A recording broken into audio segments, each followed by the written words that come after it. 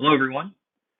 Uh, we are back with NFA's Part 2, non-deterministic finite automata. Wow, it's a mouthful. And this multiple reality stuff is messing with my brain because you're going to see this video tomorrow, but I'm recording it today, which for you would have been yesterday. Doesn't matter. So let's just review real quick what we covered yesterday in our first NFA video. And I want to do that with an example that we all did together in our one-on-ones, which is creating a DFA for a specific string. So if we wanted to create a DFA whose language is it only accepts the string 000, nothing else. Let's just review how we would make that DFA. So I'd love it if you could pause the video and make this DFA yourself. We've made this before, so it should be review, but pause and do it again. So here's how we would do this. We would have our start state, Q1, and we would want to only advance to our next state on a 0, which is Q2.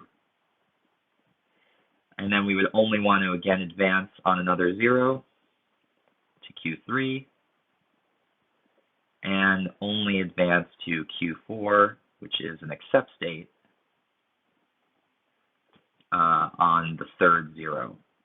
And when we did these together, many of you thought about making loops here for the ones, for the things that we don't want, which would be incorrect because that would allow for, if we had made this loop here for a 1, it would allow a string like 0, 0, 1, 1, 1, 1, 0 to be accepted by this DFA, and we don't want that to be accepted. So the way that all of you eventually hit on, which is the correct way, is that your ones all, and actually for here it's a 0 and a 1 because we only want a string with 3 zeros, not a string with 4 zeros. But all the ones would actually go to a fifth state, which is a fail state, and it would have a loop for zeros and ones there that would just be stuck in a state of perpetual failure. Not a state any of us want to get to. So this is the DFA for this string. Kind of complicated. Look at my chicken scratch. This is a mess. How would we do this for an NFA? Well, the NFA, part of what's great about NFAs is for certain situations, it makes the creation much simpler. So if we wanted to do this for an NFA, we would have our start state, Q1, a transition to Q2, Q3, and I'm going to hop up here, Q4, and these would be for zeros. And let's just draw.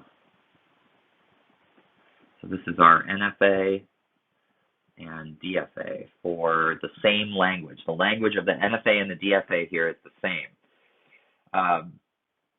And this Q4 would be an accept state. So let's look at this. If we had any string, we start at Q1. If we read a 1, there's no path. Death. It would die. It has nowhere to go. So that reality would be over. If we had, let's say, 0, 1, so the string 0, 1, it would make it to Q2 on that first 0, and then it would read a 1, and it would die. So the only way on this NFA to get to Q4 is to have 0, 0, 0. Now you may ask, what if it gets to Q4 and there are more characters coming? Well, there's no loop at Q4. So anything beyond 0, 0, 0, because there's no loop here, would die. So it needs to be exact. This NFA is saying, I only accept 0, 0, 0 to allow you to get to my success state. And if there's anything more than that, that reality is going to die. So just a quick review. We're going to move on to the second unique element of NFAs, which is that there are certain transitions that we can take without reading any characters. We're going to introduce another Greek letter here, epsilon. This E is epsilon, and this is Epsilon, you'll see in computer science a lot, so it's good to get familiar with it. I think of it as epsilon equals empty. Epsilon is the empty string. It is, basically, it represents nothing. And when we think about a string, well, let's take an example string here, 1, 1, 1, 0, 0, for example. There are actually epsilons in between all of these characters. There's nothing in between them, so we don't draw it. This is kind of weird to wrap your head around, but there's actually an infinite amount of nothing, because nothing is nothing. There's an infinite amount of nothing in between every single character. And this isn't necessarily important to think about in your everyday life, that when you read words in a book or see strings of numbers, that there's a whole amount of nothing between every single character, but it's important for us to think about here, because the lack of something is important for a computer to understand. So the epsilon transition, whenever we encounter it in our NFA, we take that transition immediately, which, since there are an infinite amount of emptiness, there's an infinite amount of emptiness between everything, what we can never have is an epsilon transition that loops. And think about why that might be. As we go through this, hopefully that will become clear, but that's a little nugget that you can log away. So let's move on. And so here we see epsilon transitions can be taken without consuming any characters from the string being processed. So from our video yesterday, this is actually the same NFA that we were using before, that, if you remember, the language was any string that contains the substring 110. So by adding this epsilon transition, we have changed the language. This is that is no longer the language of this NFA. So let's see how it changed. And this is the adding of our rule. So we've added a fourth rule down here to guide us as we go through this NFA. Okay, so let's go through this example of the same NFA from before, with the only change being that we have added this epsilon transition here from Q2 to Q3. It has a significant impact on what the language of this NFA. So if you recall from our previous video, when we ran this string through the NFA, it rejected because it did not contain the substring 110. And we're going to see a different result this time. So we're going to start with our start state, Q1. And we are going to read the first character, 1. So one choice is to loop and stay at Q1. Another choice is to follow the path to Q2. And we just hit Q2, and we see that there is a epsilon transition there. And we're going to take it immediately. We're not going to consume any other characters. We're only consuming the empty character that exists here between the 1 and the 0, really, if that helps you think about it. So we can consume the nothing, or we'll just take it instantaneously. So we will, one will stay at Q2, and the other is we're going to branch to Q3 on that epsilon transition. So here is epsilon. No, that's backwards epsilon. So here's our epsilon transition. All right, so now let's read our next character. On to 0. Let's look at Q1. Q1 will loop. So we're still at Q1. Q2, there is no 0 path, so Q2 is dead. And Q3 goes to Q4. And that's it.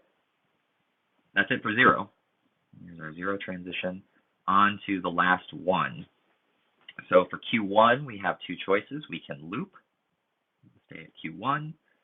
We can go to Q2, And since Q2 has that epsilon transition, we're going to take it immediately. So Q2 can either stay at Q2 or follow that epsilon transition to Q3.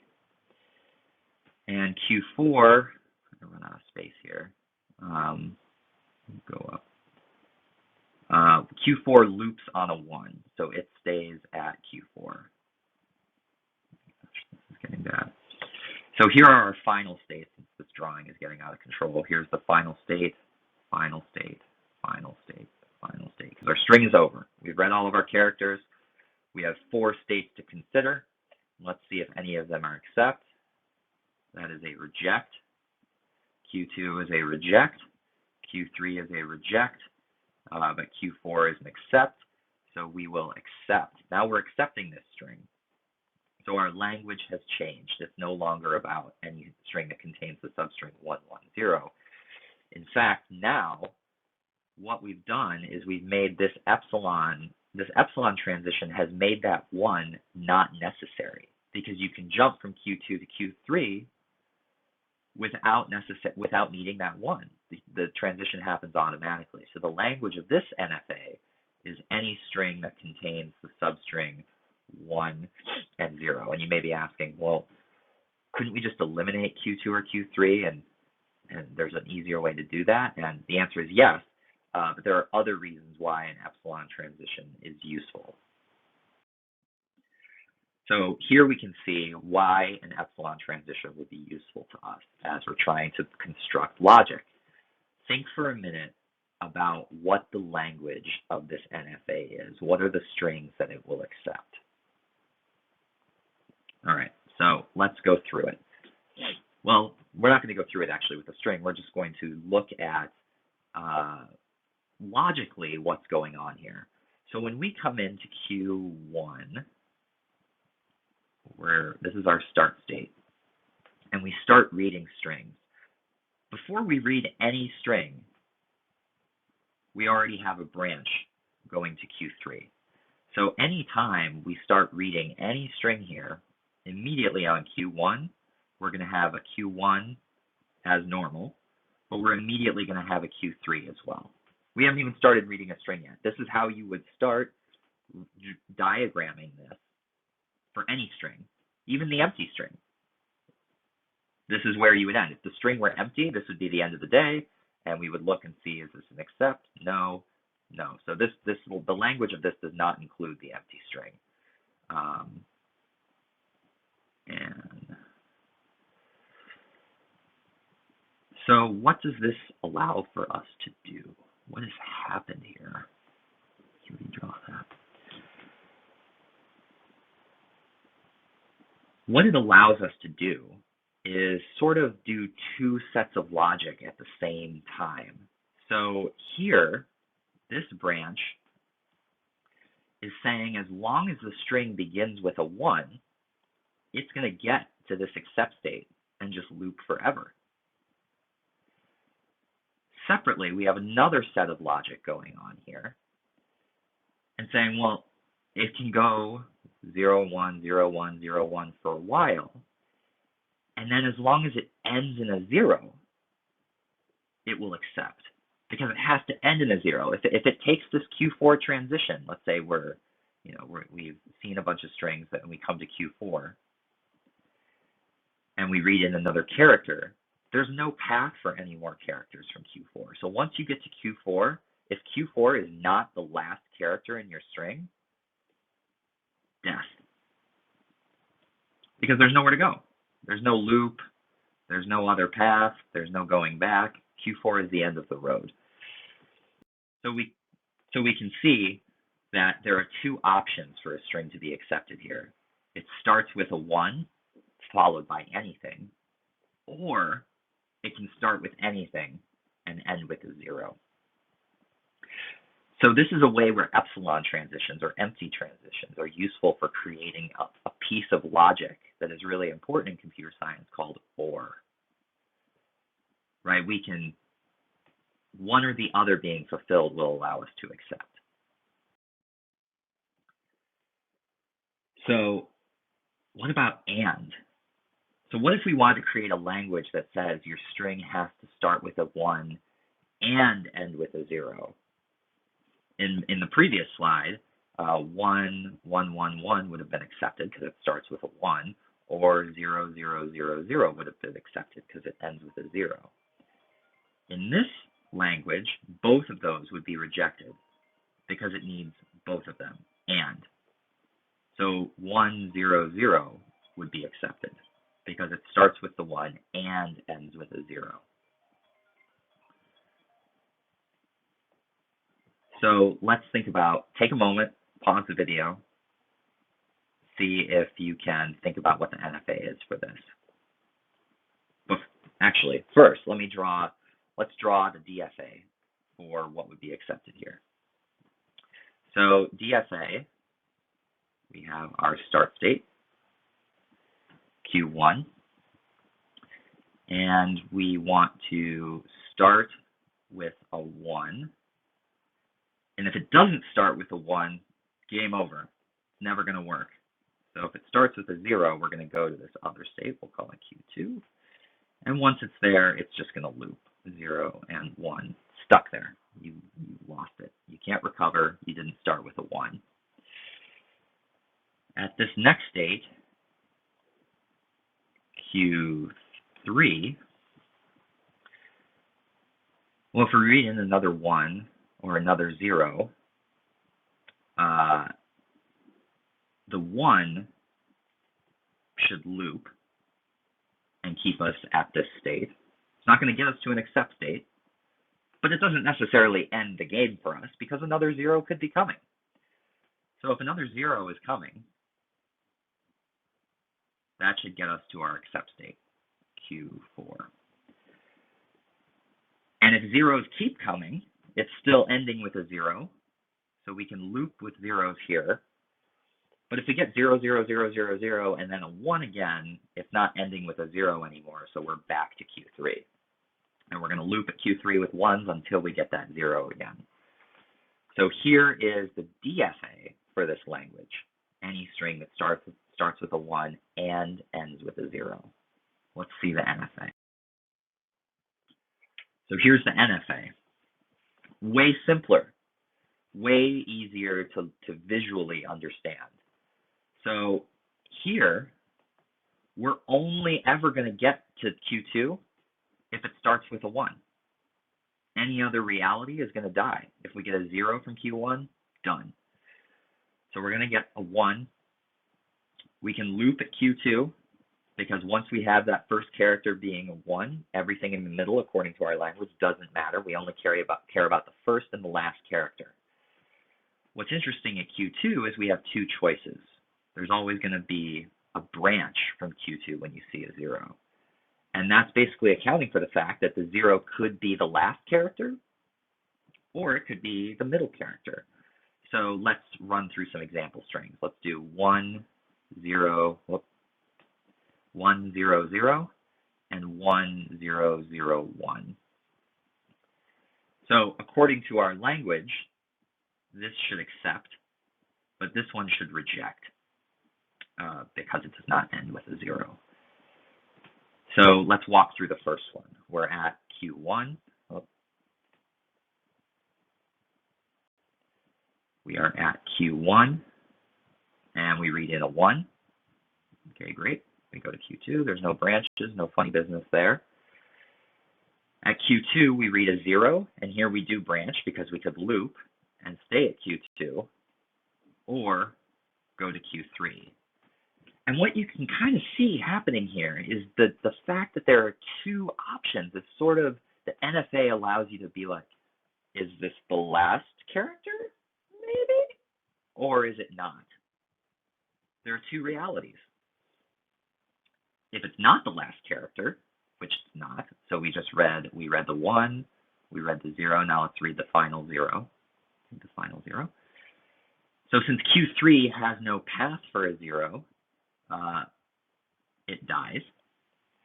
Q2 has both paths, so it splits again to Q2 and it splits to Q3. And it's over. We end the string we look at is this, and we look at our states. This is a reject state, and this is an accept state. So we accept.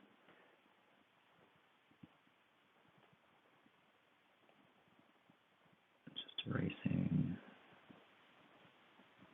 Let's do the same thing for the next string. So for the next string, again, we start in Q1. We read a 1. No funny business. We go to Q2. We read a 0. So we branch. One of them stays at Q2 on the loop, and the other one goes to Q3. We read another 0. So Q3 has nowhere to go. There's no transitions from Q3, so Q3 dies. Q2 does the same thing again. We have 1 that stays at Q2 and 1 that goes to Q3. And then we read the final 1. Q3, again, has no options, so it dies. And I'm just going to redraw this over here. So we're at Q2, and Q2 only has one option, to loop. So we stay at Q2. That's the end of the string. We have death over here. This one's dead. Whoops, not green. Red. This one's dead. This one died a while ago. And Q2 is a reject state. So this NFA would reject 1001. And that is the second part of NFAs, the epsilon transition. And if you've been wondering, my first question when we opened this, why can you not have an epsilon transition on a loop? If you had an epsilon transition on a loop, it would continue to loop infinitely. You would continue to create branches, and it would just keep looping, because as soon as you see an epsilon transition, you take it. So you would loop, see an epsilon transition, loop, see an epsilon transition, loop, see that same epsilon transition, and you'd see it, and you'd see it, and you'd see it. And you would create immediately an infinite amount of branches, and your computer would crash. So you cannot have an epsilon transition on a loop. You can only have it on a branch to another state. All right, a lot to digest here, I know. So there's going to be some more practices. The next video will just be more and more practice with NFAs. But that's all for now. Thanks for tuning in.